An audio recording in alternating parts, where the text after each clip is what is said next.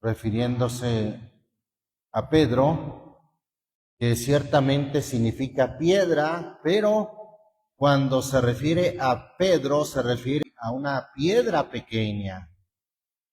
Y dice, y sobre esta piedra, Pedro, tú que has entendido y que te ha sido revelado que yo soy el Cristo, fíjese bien, sobre esta piedra.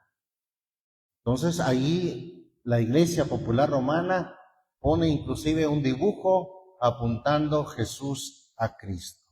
Pero eso no está ahí.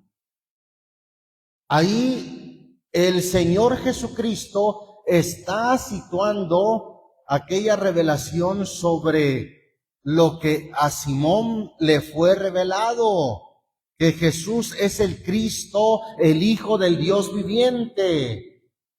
Y ante esa revelación, el Señor Jesús le dice a Pedro, sobre esta piedra,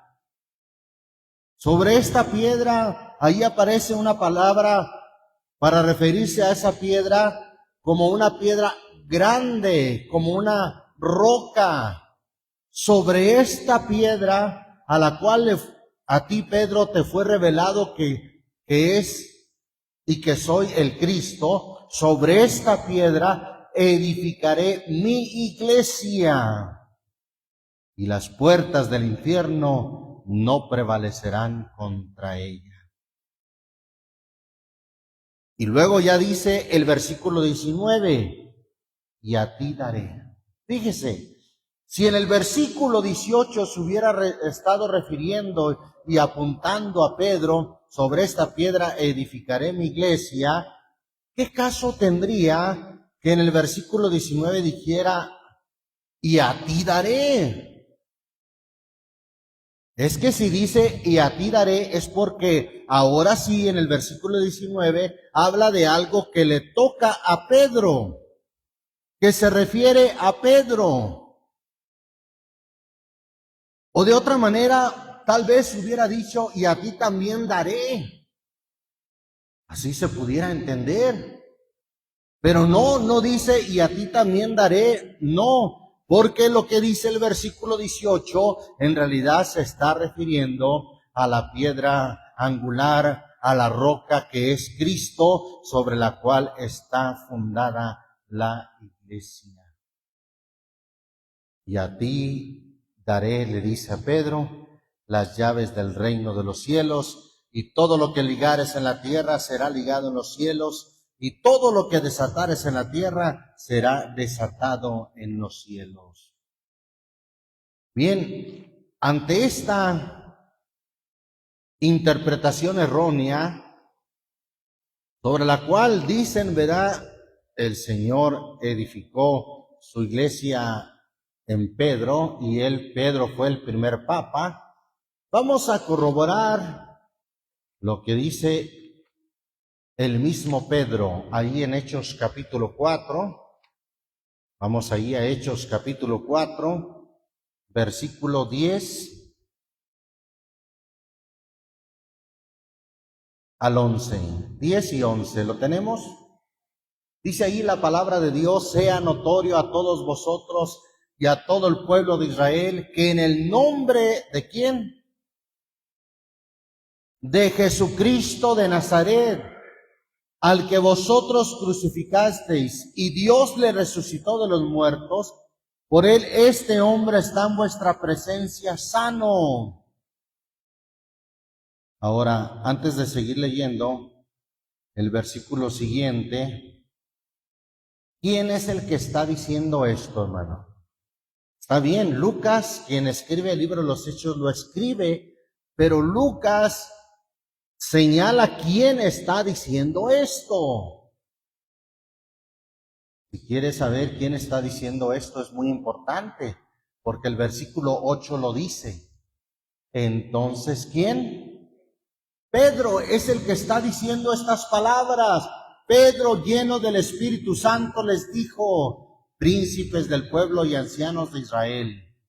Sigo leyendo, pues que somos hoy demandados acerca del beneficio hecho a un hombre enfermo, de qué manera éste haya sido sanado. sea notorio a todos vosotros y a todo el pueblo de Israel, que en el nombre de Jesucristo de Nazaret, al que vosotros crucificasteis y Dios le resucitó de los muertos, por él este hombre está en vuestra presencia sano. Luego Pedro sigue diciendo en el versículo 11, ¿quién Jesucristo de Nazaret. Es la piedra reprobada de vosotros los edificadores, la cual es puesta por cabeza del ángulo. ¿Quién dice Pedro que es la piedra reprobada de los edificadores, que es puesta por cabeza del ángulo? Jesucristo. El mismo Pedro escribe en su primera carta, primera de Pedro, capítulo 2, y vuelve a señalar, vuelve a confirmar que Jesucristo es la piedra sobre la cual está edificado su iglesia. No él, sino Jesucristo. Primera de Pedro 2, ¿lo tenemos? Dice, en el nombre del Señor Jesucristo. Leo desde el versículo 3. Si empero habéis gustado que el Señor es benigno, al cual allegándonos piedra viva, reprobada cierto de los hombres, empero elegida de Dios preciosa. Algo muy parecido a lo que dice allá en Hechos 4:11. Vosotros también, como piedras vivas, sí, piedras pequeñas, pero no son la piedra o no somos la piedra angular. Vosotros como piedras vivas, sed edificados una casa espiritual y un sacerdocio santo para ofrecer sacrificios espirituales agradables a Dios por Jesucristo. Por lo cual también contiene la Escritura, he aquí pongo en Sión la principal piedra del ángulo, escogida, preciosa. El que creyere en ella no será confundido. ¿En quién hay que creer, hermano? En Jesucristo, y aquí lo está poniendo como la piedra principal de ángulo, escogida, preciosa. El versículo 7 dice, ella es pues honor a vosotros que creéis, mas para los desobedientes, la piedra que los edificadores reprobaron, esta fue hecha cabeza del ángulo y piedra de tropiezo y roca de escándalo. Aquellos que tropiezan en la palabra, siendo desobedientes, para lo cual fueron también ordenados. Ahí está. El mismo Pedro señala que la piedra angular es Jesucristo. Antes, hermano, no había que se hiciera una zapata con puro concreto. Entonces buscaban o se escogía una piedra grande, una piedra angular que sirviera de base, como una gran zapata. ¿Me explico? Y sobre esa ya se edificaba todo lo demás, todas las demás piedras y el edificio. Pedro es el que señala que Jesucristo es la piedra sobre la cual está fundada la iglesia. Es que, hermano, una iglesia que perduraría a través de los siglos solamente podía estar fundada en aquel que todo lo puede, en nuestro Señor Jesucristo.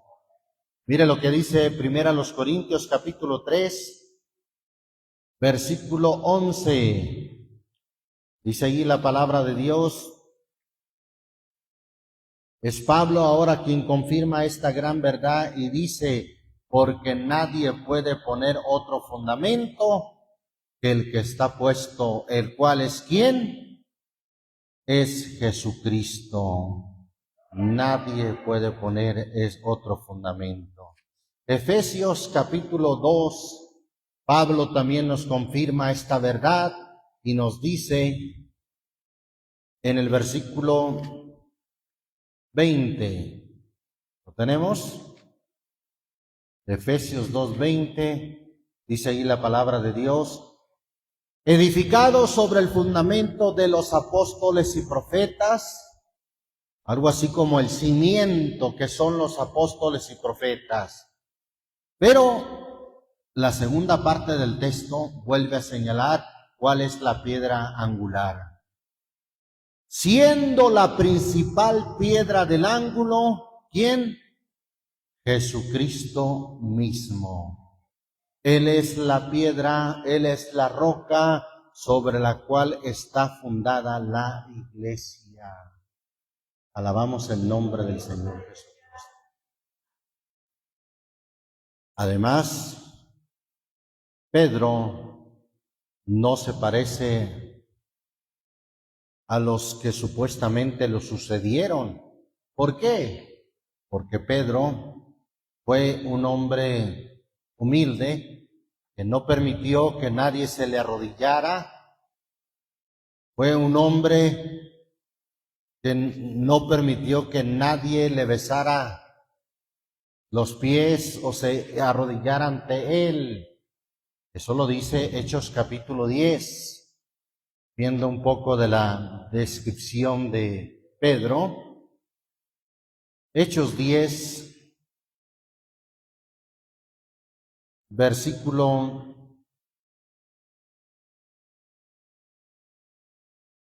24. Amén. Y al otro día entraron en Cesarea y Cornelio los estaba esperando, habiendo llamado a sus parientes y los amigos más familiares. Y como Pedro entró, salió Cornelio a recibirle y derribándose a sus pies adoró. Mas Pedro le levantó. Ni siquiera permitió que se quedara ahí arrodillado delante de él. Pedro le levantó diciendo, levántate, yo mismo también soy hombre. Alabamos al Señor Jesucristo.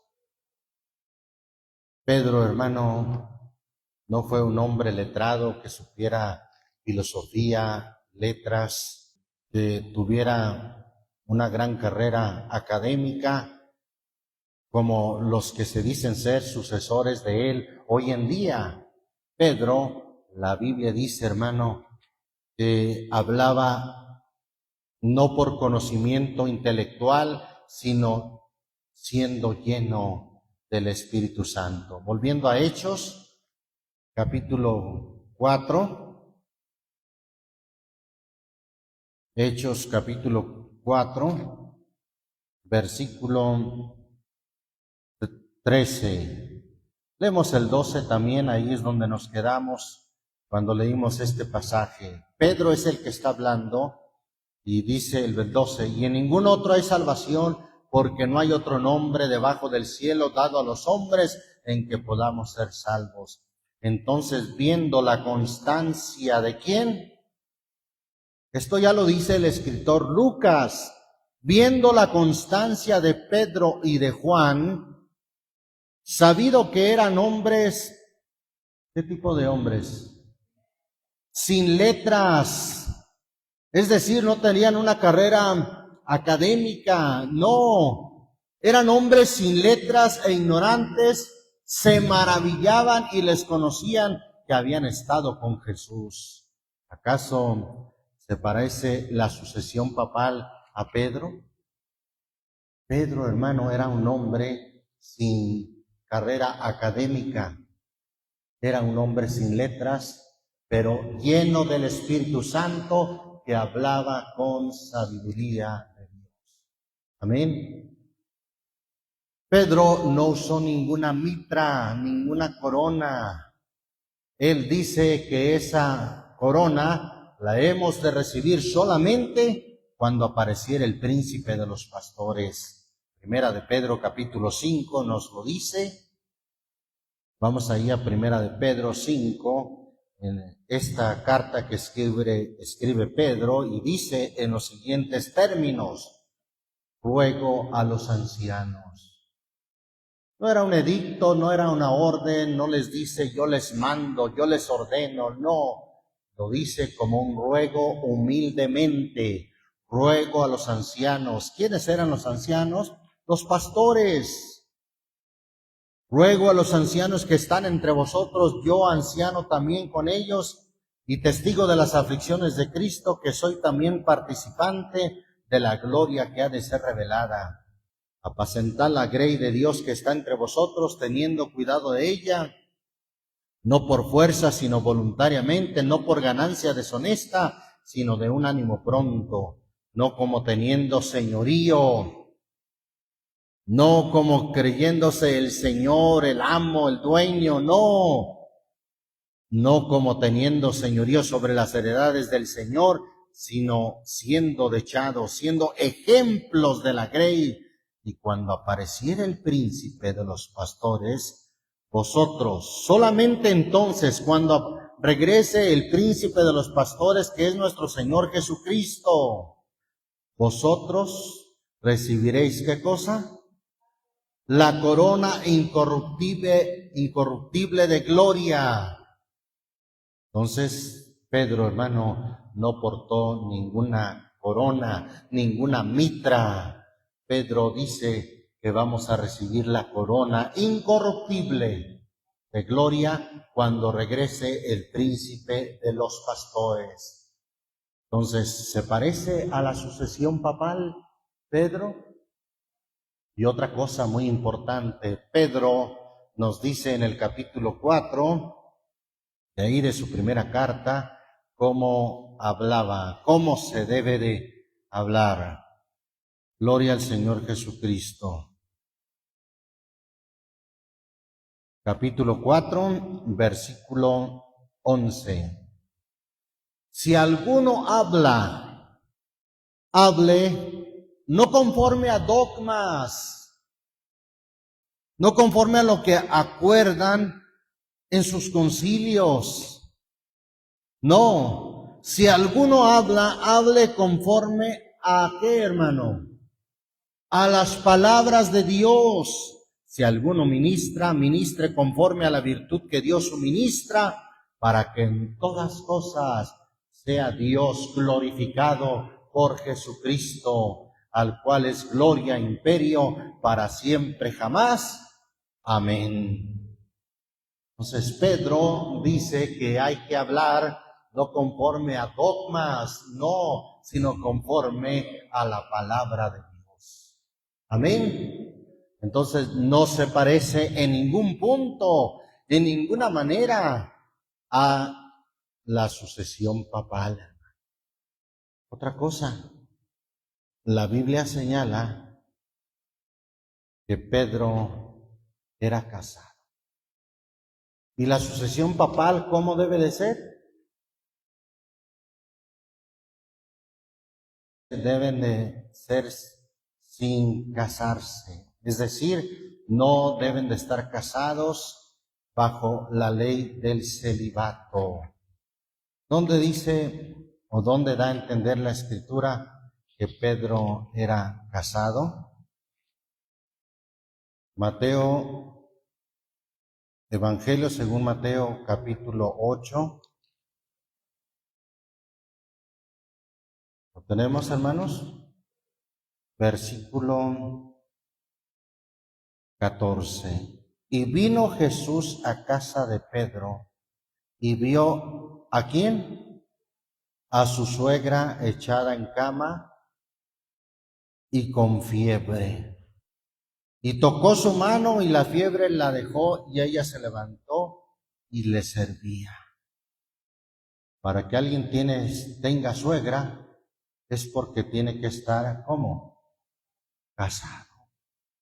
Y es que Pablo claramente dice en 1 Timoteo capítulo 3 que si alguno apetece obispado debe de ser casado.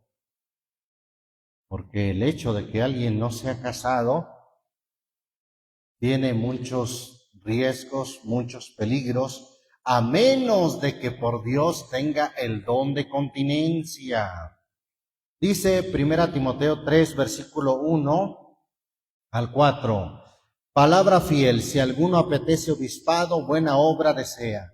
Conviene pues que el obispo sea irreprensible, marido de una mujer, solícito, templado, compuesto, hospedador, apto para enseñar, no amador del vino, no heridor, no codicioso de torpes ganancias, sino moderado, no litigioso, ajeno de avaricia. Que gobierne bien su casa, que tenga sus hijos en sujeción con toda honestidad. Ahí está, obispo, que es lo mismo que pastor, que es lo mismo que un anciano, debe de ser marido de una mujer. Alabamos el nombre del Señor Jesús. ¿Te parece la sucesión papal a Pedro, hermano? No. Vemos que Pedro no permitía que nadie le besara los pies o el anillo o la mano. Nadie, no permitía que nadie se limpiara.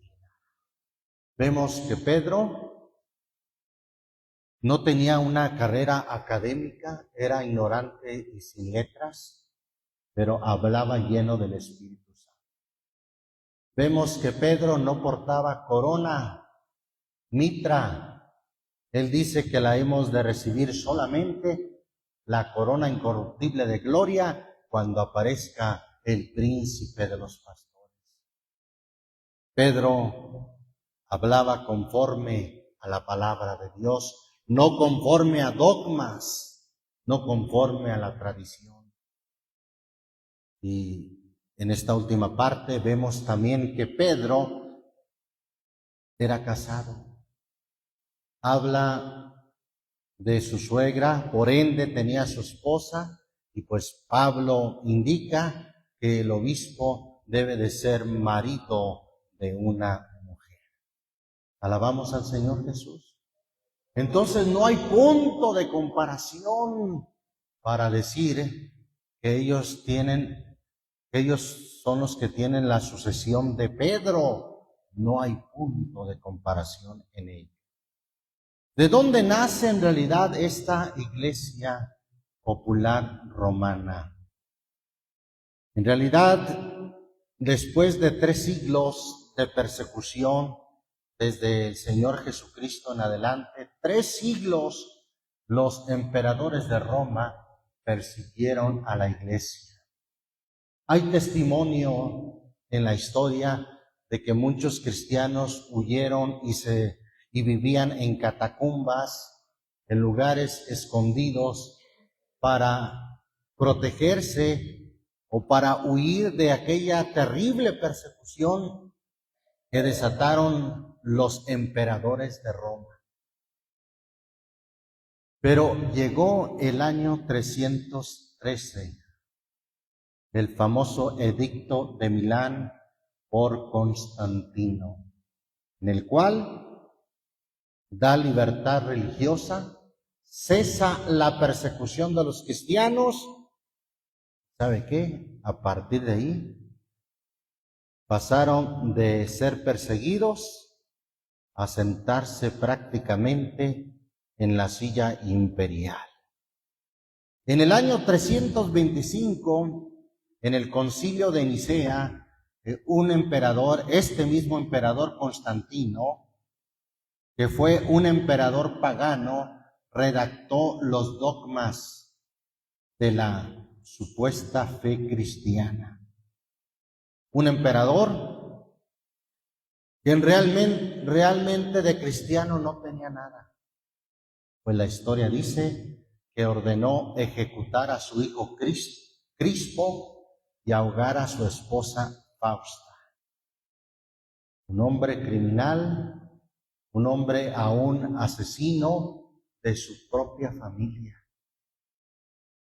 Él es quien le dijo a la iglesia: ahora la iglesia, los cristianos son la iglesia oficial del imperio, y de ahí nació una supuesta iglesia. Sí, con todas sus costumbres paganas. Ellos seguían adorando al dios Sol el 25 de diciembre.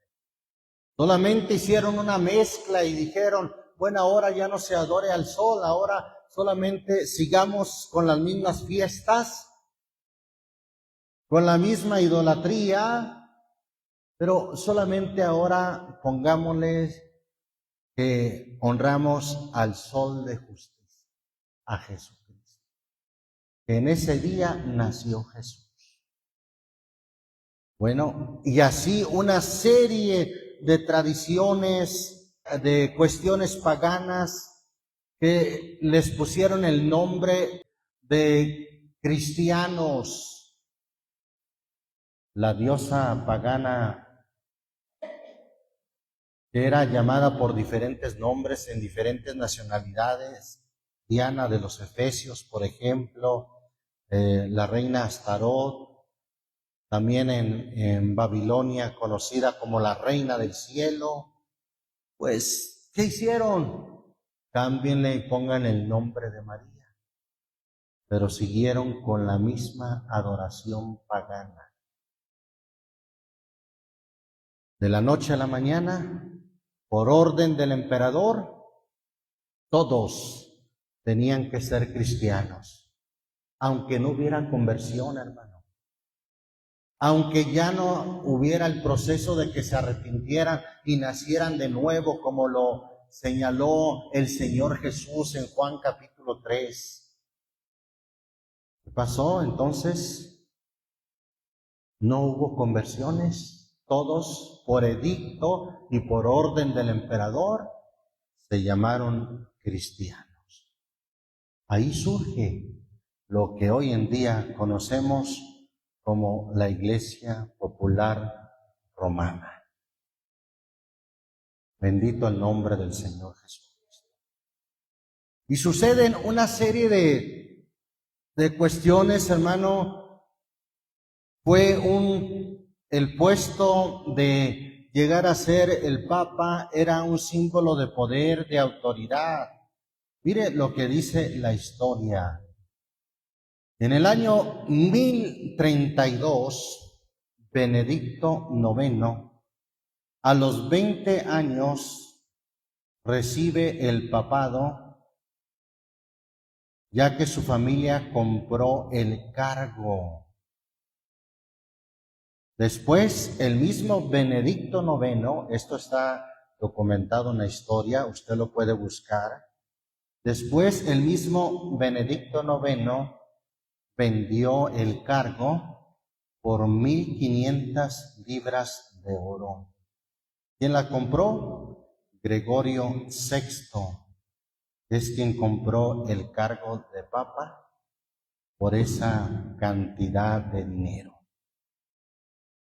Vemos entonces, en el año 1073, el Papa Gregorio VII, este Papa tiene el poder absoluto sobre todos los reyes de la tierra. Se convirtió en una dictadura papal con 27 decretos que lo ponían como supremo sobre todos los hombres de la tierra, incluyendo reyes, incluyendo príncipes. La dictadura papal. Y ahí ellos tenían la autoridad, hermano, de poner y quitar reyes, de ceder tierras y de quitar tierras.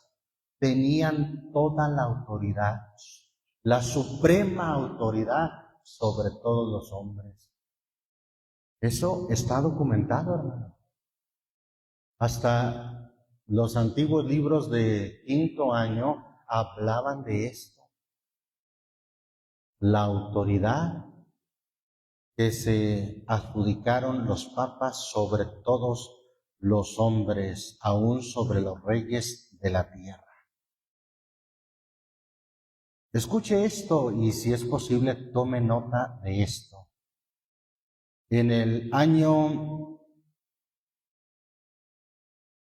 1215, el Papa Inocencio III se proclamó vicario de Cristo título por encima de todos los hombres, reyes y gobernantes.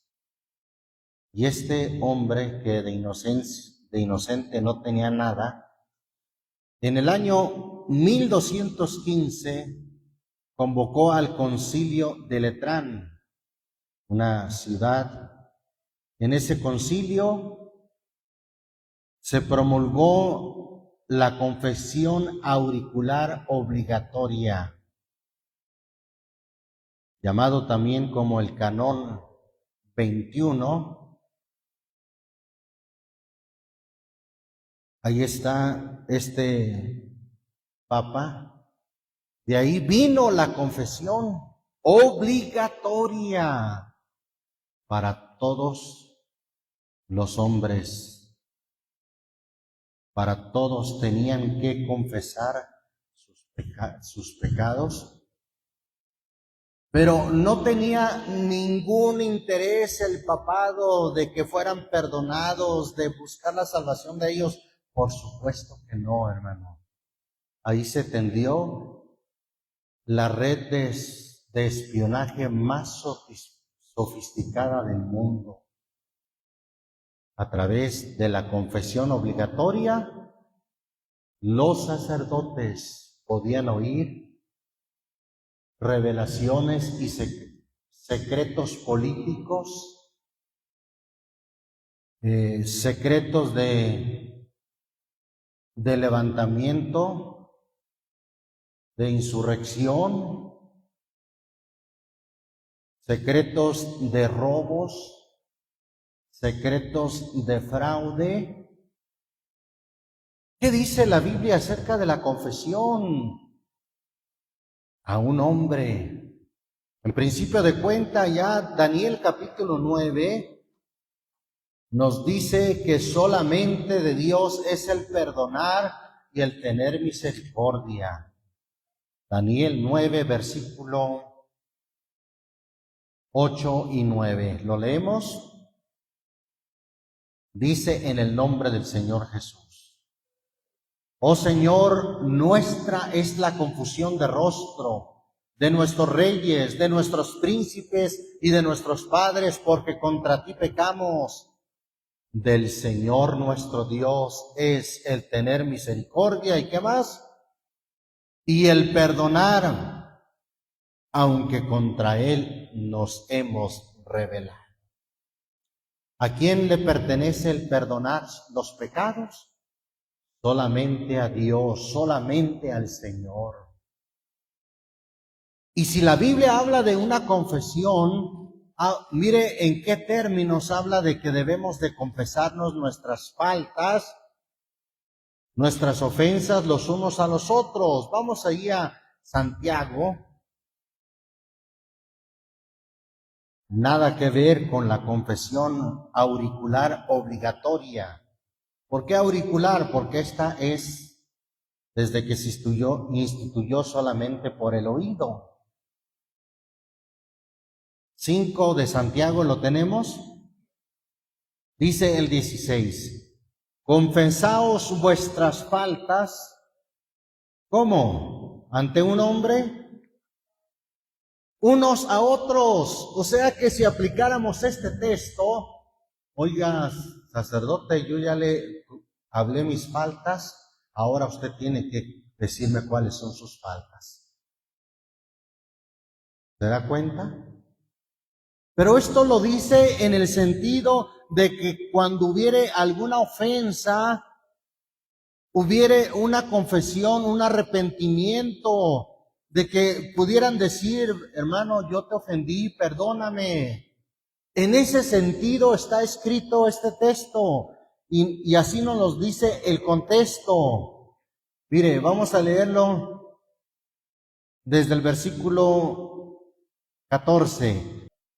¿Está alguno enfermo entre vosotros? Llame a los ancianos de la iglesia y oren por él, ungiéndole con aceite en el nombre del Señor. Y la oración de fe no dice sanará, porque no habla de un enfermo físico, sino de alguien que puede estar enfermo espiritualmente. La oración de fe, ¿qué dice? Salvará, no dice sanará. salvará al enfermo.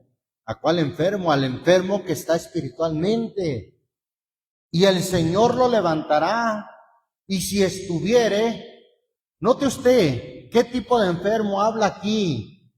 No dice, y si estuviere con fiebre, el Señor lo levantará. ¿Verdad que no? Y si estuviere ¿en qué? En pecados. Quiere decir que habla de un enfermo espiritualmente. Si estuviera en pecados, le serán perdonados. Y luego para que haya esa sanidad de que nuestros pecados sean perdonados, dice el 16, confesaos vuestras faltas unos a otros y rogad los unos por los otros para que seáis sanos, sanos en la fe. La oración del justo, obrando eficazmente, puede mucho. Esa es la confesión de la que habla la Biblia. Nada que ver, hermano, con la confesión auricular obligatoria del Canón 21 que se promulgó en el Concilio de Letrán en el año 1215. Bien, en el año 1215, hermano, también se promulgó en ese Concilio de Letrán la doctrina o el dogma de la transustanciación, poder otorgado solamente a los sacerdotes. ¿En qué consiste esa doctrina? Pues que la hostia, a través de un ritual que hace el clérigo, que hace el sacerdote en el altar, se convierte literalmente en la mismísima carne y sangre de Cristo. No que represente, no, sino que es el mismo cuerpo y sangre de Cristo. Lo cual, hermano, pues es una aberración, es un error garrafal pensar que Cristo está ahí en un pedazo de hostia, por cierto, redonda, ¿verdad? Y que al comerse esta hostia, literalmente la fe de la iglesia y de sus feligreses deben de creer que están comiéndose a Cristo. Entonces, por eso la misa es llamada sacrificio incruento, donde no hay derramamiento de sangre, pero en la tal misa sacrifican a Cristo cada vez, en cada misa. Lo sacrifican, según esa doctrina, literalmente. ¿Cuándo surgió esto? No de la cena que el Señor tuvo con sus discípulos, no de la Pascua aquella, no, sino en el Concilio de Letrán en el año 1215. Otro dato muy interesante, hermano. Poco después de que se promulgó la confesión auricular obligatoria para saber quiénes eran los enemigos de la iglesia, sin duda, pocos años después, es más, en el año 1231, se promulgó la Santa Inquisición, que de santa no tiene nada, la cual asesinó a más de 50,000 personas durante 5 siglos. Esta se promulgó ahí por el Papa, dice aquí el Papa Gregorio IX. Y en el año 1209 también hay un dato de que se masacró el Papa Inocencio, que como ya dije, no tuvo nada de inocencio, masacró la ciudad de Béziers, al sur de Francia, 20,000 personas para matar a los cátaros, que eran cristianos fundamentalistas que no estaban de acuerdo con la Iglesia Popular Romana, pero ahí hubo un dilema. Dijeron el ejército que mandó este papa, ¿cómo vamos a distinguir entre los herejes y los católicos? Los fieles y los herejes. ¿Y sabe qué es lo que dijeron? Mátalos a todos. Dios reconocerá a los suyos. Es que fueron parejos. Esa fue la orden papal. Mátalos a todos.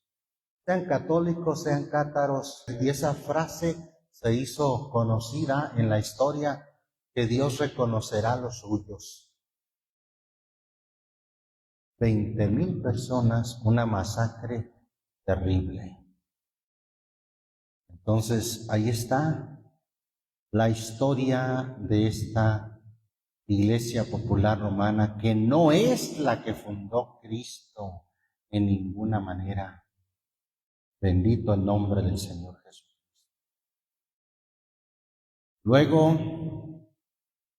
tome nota de esto es muy importante. En el año 1229, en el concilio de Toulouse, Francia, se prohibió a los laicos leer las traducciones de la Biblia en idiomas vernáculos. ¿Qué es las traducciones vernáculas? Pues en otras palabras, en idiomas que el pueblo entendía, en su propio idioma. Se prohibió, óigalo bien, bajo un edicto en el concilio de Toulouse, los laicos son el pueblo, leer las traducciones de la Biblia en su propio idioma. Solo los sacerdotes podían poseer las copias de la Biblia, leerlas e interpretarlas. En el año 1234, en el Concilio de Tarragona, se ordenó quemar todas las traducciones vernáculas, es decir, aquellas que no estuvieran en el latín, que era el idioma oficial del Vaticano, pues toda aquella copia que fuera en otro idioma, un idioma que lo entendiera el pueblo, ordenaron quemar todas las traducciones. Año 1234, esto está documentado en la historia. Año 1415, hermano.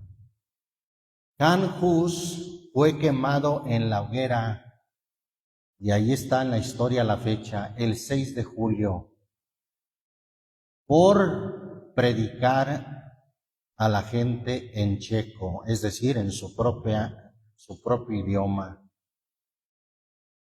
Fue condenado en el concilio de Constanza, otro concilio, Constancia, una ciudad de Alemania. Ahí fue condenado para ser quemado en la hoguera. Ya estaba en vigencia la Inquisición, así es que ya habían descubierto a través de los confesionarios quienes no estaban de acuerdo con la Iglesia. Detectaron a Jan Hus y lo quemaron en la hoguera. ¿Tomó nota? Esto sucedió en el 1415. Luego, en el 1536, William Tyndale, o se escribe Tyndale, fue estrangulado y quemado por traducir la Biblia al inglés. Tome nota, 1536. Entre el año 1478 y 1834, la Inquisición española, solamente la española, ejecutó más de 3,000 reformistas.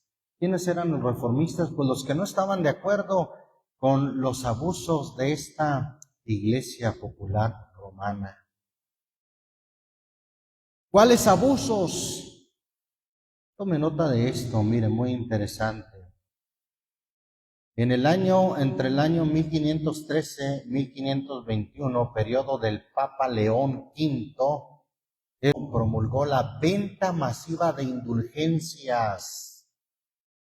¿Qué eran las indulgencias? El perdón de los pecados pasados, presentes y futuros para ir al cielo, o de aquellos que estuvieran ya en el supuesto purgatorio, pudieran salir de ahí. Tanto que se hizo célebre una frase de Johann Tetzel, un monje alemán, que decía, su lema era: tan pronto como la moneda suena en el cofre, el alma salta del purgatorio. Esto está documentado en la historia. En el año 1519 fue famosa esa frase de este monje alemán, Johann Tetzel. Tan pronto como caiga la moneda en el cofre para comprar el perdón, el alma salta del purgatorio. Qué tremendo todo esto, hermano. Por eso la Biblia señala a este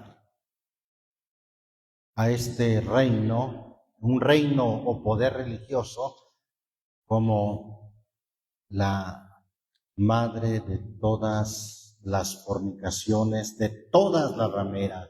Apocalipsis 17, vamos a ver, mire cómo lo menciona ahí la Biblia. Repito, hermano, estos no son datos que a mí se me ocurran, no, estos datos están documentados en la historia. Usted lo puede buscar en internet, en cualquier enciclopedia en internet, y estos datos, hermano, están con fechas y con nombres, están constatados, documentados en la historia. Apocalipsis 17, ¿lo tenemos? Versículo 1, dice del 1 en adelante. Y vino uno de los 7 ángeles que tenía las 7 copas y habló conmigo diciéndome: ven acá y te mostraré la condenación de la grande ramera, la cual está sentada sobre muchas aguas. ¿Qué eran o qué son esas muchas aguas? Nos brincamos a lo que dice el versículo 15 para después continuar. Vea lo que dice el 15. Él me dice: las aguas que has visto donde la ramera se sienta son, ¿qué cosa? Pueblos y muchedumbres y naciones y lenguas. Está sentada sobre mucha gente, muchas naciones. 2. Con la cual han fornicado los reyes de la tierra. ¿Qué es fornicar? Tener una relación ilícita. Bueno, pues han tenido una relación ilícita los reyes de la tierra, es decir, los gobiernos de la tierra, y los que moran en la tierra se han embriagado con el vino de su fornicación. Y me llevó en espíritu al desierto, y vi una mujer sentada sobre una bestia bermeja, llena de nombres de blasfemia, y que tenía 7 cabezas y 10 cuernos.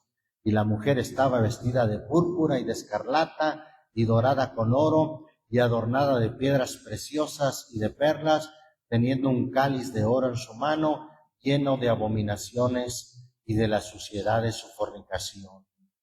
Y en su frente un nombre escrito: Misterio, Babilonia la Grande, la madre de las rameras, y ¿de qué más? De las abominaciones de la tierra. Y está todo esto, hermano, documentado en la misma historia. Y alguien podrá decir: bueno, hermano, eso ya pasó, eso ya fue hace muchos años. En el siglo pasado, nada más para que se dé cuenta de esto, que no han cesado de tener acuerdos, de tener edictos. El 11 de febrero de 1929, el Papa Pío II pactó o firmó los pactos de Letrán con Mussolini para asegurar su poder y su fortuna, es decir, para que no tocaran los bienes y el poder de la Iglesia Popular Romana.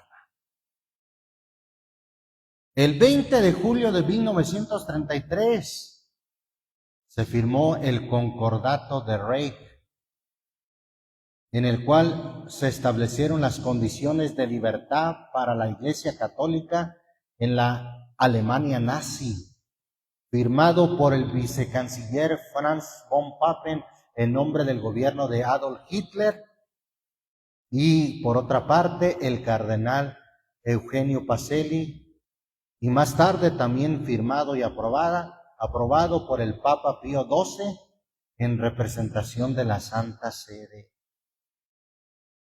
Ahí está. Qué tremendo esto. Por eso es que no se tocaron los bienes y el poder de esa gran Iglesia Popular Romana. ¿Y sabe qué? Cuando hubo juicios contra los nazis que fueron capturados después de que los aliados ganaron la Segunda Guerra Mundial, para poder hacer juicio, acudieron ante la aprobación del Vaticano. Y no queriendo aprobar este juicio contra estos nazis, les recordaron cómo si habían defendido a todos los bienes de la Iglesia Popular Romana y a sus feligreses, sus sacerdotes, ¿Y los judíos qué dijeron? ¿No tenían derecho de que alguien los defendiera? En otras palabras, ellos estuvieron de acuerdo en la masacre de 6 millones de judíos, en el llamado Holocausto de la Segunda Guerra Mundial. Porque ellos dijeron, los judíos ni siquiera tienen alma, ni siquiera pueden ser considerados como personas. Un judío y un animal prácticamente es lo mismo.